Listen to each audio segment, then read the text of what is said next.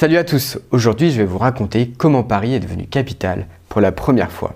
Alors, c'est Clovis qui en 508 après Jésus-Christ décide de prendre Paris pour capitale. Mais pour comprendre les tenants et aboutissants de ses choix, il faut remonter 250 ans en arrière. On est en 250 après Jésus-Christ. L'Empire romain s'étend tout autour de la Méditerranée et des peuples venus du nord appelés Germains s'installent aux frontières de l'Empire et les attaquent régulièrement. Or, ces frontières sont immenses, il n'y a pas assez de soldats romains pour pouvoir les protéger entièrement. Rome trouve alors une solution. Au lieu de leur livrer bataille, il leur donne tout simplement ce qu'ils veulent, c'est-à-dire des terres. Mais en échange, les peuples germains doivent intégrer l'armée romaine pour défendre ces frontières. Les peuples germains vont devenir donc des peuples fédérés à l'Empire romain et vont progressivement s'intégrer à leur territoire et à leur culture. En 313 après Jésus-Christ, le christianisme a réellement acquis son statut de religion, à tel point que l'empereur Constantin Ier en fait la religion officielle de l'Empire. Mais entre-temps, un théologien venu d'Alexandrie nommé Arius diffuse un courant de pensée chrétienne légèrement différent qui prend son nom, l'arianisme, et donc ses disciples s'appellent les Ariens. Alors attention, ne pas confondre avec les Ariens écrits avec un Y, qui sont un peuple indo-iranien dont se sont inspirés les nazis pour appuyer leur discours antisémite et raciste au XXe siècle. Les Ariens avec un I affirment que Jésus n'est pas né en étant un être divin à la base, mais qu'il a acquis sa divinité après l'épisode de la Passion, c'est-à-dire à Pâques. Mais l'Église chrétienne ne valide pas cette affirmation. Elle considère après le concile de Nicée que Jésus a toujours été un être divin. Et du coup, l'arianisme est considéré comme hérétique. Mais ça n'empêche pas l'arianisme de faire des adeptes jusqu'aux hautes sphères de l'Empire romain et même en dehors.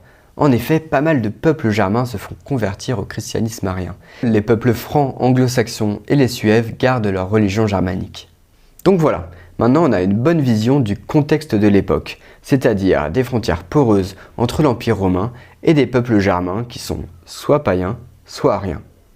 À partir de 370, c'est les Huns venus d'Asie centrale qui arrivent en Europe et repoussent les peuples germaniques au-delà des frontières de l'Empire.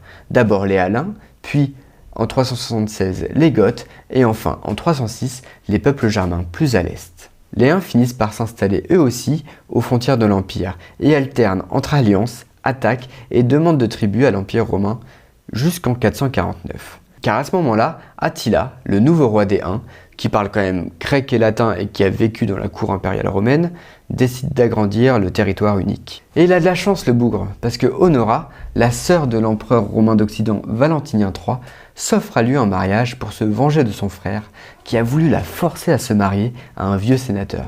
Mais alors vous savez, à l'époque, la famille de la future mariée donnait une dot au futur mari, c'est-à-dire un cadeau pour le mariage. Et Attila, lui, il se fait pas chier. Il demande tout simplement la Gaule en dot, ce que bien sûr Valentinien III refuse.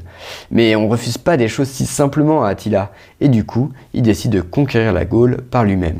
Et en 451, après avoir longé le Danube avec son armée, et brûlé, pillé et massacré Metz, Reims et Troyes, c'est au tour de Paris d'être sur le chemin des Huns. Les Parisiens s'apprêtent à fuir la ville en urgence, l'abandonnant aux Huns. Mais une jeune fille nommée Geneviève les exhorte à ne pas s'enfuir, mais à rester pour prier, en leur assurant que les Huns vont épargner la ville. Alors ce qu'il faut savoir sur Geneviève, c'est que c'est une jeune fille de 28 ans, qui est une riche membre du conseil municipal, et dont la piété lui apporte un certain pouvoir moral sur le peuple. Et du coup, le peuple l'écoute et reste dans Paris, sûrement avec un petit peu les chocottes quand même. Mais au miracle, 1 ou 2 jours plus tard, les Parisiens voient les Huns s'éloigner sans attaquer Paris. Geneviève a eu raison, et du coup elle a permis au peuple d'éviter une fuite qu'ils auraient mis eux et leur ville dans une très sale posture face aux Huns. Grâce à cet exploit, Geneviève est plus tard élevée au rang de sainte patronne protectrice de Paris et devient un symbole de la chrétienté. Et ça va être très intéressant pour la suite. Bon, en réalité, pourquoi les Huns ont épargné Paris? Est-ce que c'est vraiment grâce aux prières à Dieu? Si on veut une explication un peu plus plausible, il faut savoir que Paris à l'époque, c'était une petite bourgade qui n'avait que peu d'importance par rapport à la ville d'Orléans par exemple, qui était située un petit peu plus loin. D'autant plus que cette bourgade était entourée de marais et que du coup c'était assez galère pour les chevaux d'accéder à la ville sans s'y embourber.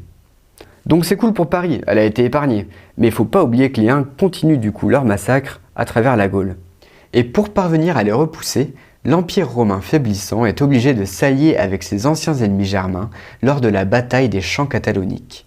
L'alliance gagne, les Huns fuient vers l'est et les peuples germaniques s'installent alors durablement sur le territoire au détriment de l'Empire romain qui ne possède plus qu'une petite partie du nord du territoire en 476.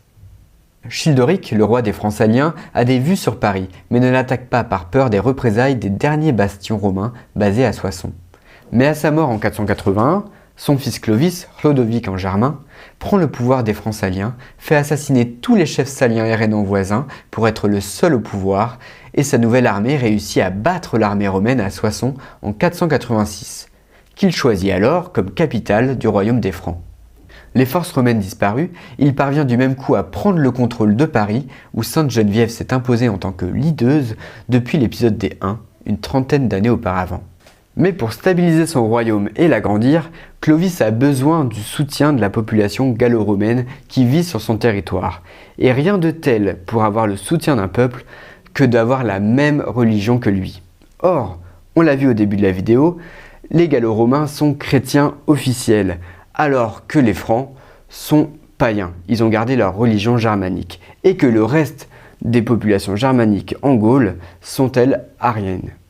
Il décide donc d'aller progressivement vers la religion chrétienne. Tout d'abord en se mariant à une catholique, la Burgonde Clotilde, deuxièmement en se faisant baptiser dans la foi chrétienne, et troisièmement, il décide de profiter de l'aura chrétienne de Sainte Geneviève.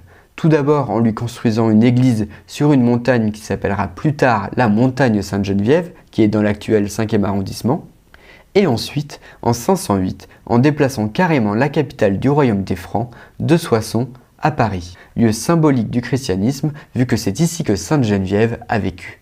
Paris acquiert alors pour la première fois son statut de capitale.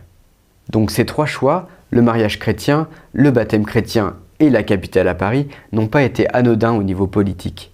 Ils ont permis à Clovis de mettre de son côté les minorités catholiques au sein des royaumes burgondes et visigoths pour mieux les vaincre et conquérir leur territoire. Et autre avantage non négligeable, il met ainsi de son côté l'Empire romain d'Orient, qui est en guerre contre les Ariens ostrogoths qui ont envahi Rome et qui ont répandu l'arianisme dans une partie de l'Italie. Le royaume des Francs devient ainsi pour Constantinople le seul bastion du catholicisme de l'Ouest, et Paris en est la capitale. Mais attention, Paris ne reste pas capitale longtemps. Dès la mort de Dagobert en 639, avec le territoire divisé en Neustrie, Austrasie et Bourgogne, Paris est progressivement délaissé et les rois mérovingiens puis carolingiens n'y séjournent plus pendant plusieurs siècles. Même au IXe siècle, lorsque Charlemagne réunifie le territoire et crée l'Empire des Francs, il place sa capitale non pas à Paris, mais à Aix-la-Chapelle. Et ce n'est qu'à partir du règne de Hugues Capet en 987 que Paris commence peu à peu à regagner son statut de capitale, jusqu'à ce que la cour s'y fixe définitivement durant le règne de Philippe Auguste à la fin du XIIe siècle, lorsque la France est en train de se réunifier et que le système féodal prend fin. Et voilà, maintenant vous savez comment Paris a acquis son statut de capitale pour la première fois. Si ça vous a intéressé, n'hésitez pas à mettre un like, un commentaire ou même vous abonner à la chaîne. Vous pouvez aussi me retrouver sur les réseaux sociaux, Facebook, Twitter, Instagram. Et moi, je vous dis à la prochaine. Ciao!